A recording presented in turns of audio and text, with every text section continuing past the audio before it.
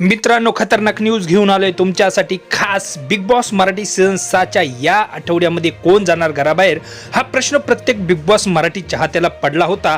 तसेच प्राजक्ता शुक्रे यांचं जाणं निश्चित असताना अचानक बिग बॉसने गेम पलटी केलेला आहे. तुमच्यासाठी खास एक न्यूज घेऊन आलेला आहे.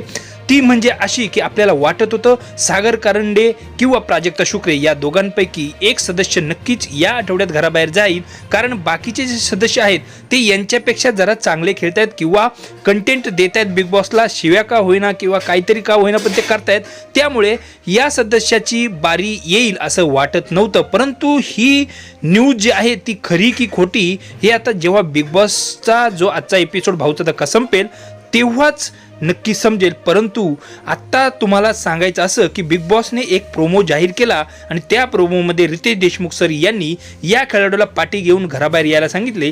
त्या खेळाडूचं नाव नक्कीच जाहीर करण्याआधी सांगतो की विशाल कोटियन खूप रडत आहे. राकेश बापट त्यांना समजावत आहे. सागरच्या गळ्यात पडून रुचिता रडत आहे. म्हणजेच काय तर रुचिता जामदार घराबाहेर गेली की काय हा मोठा प्रश्न बिग बॉस मराठी चाहत्यांना आहे. धन्यवाद.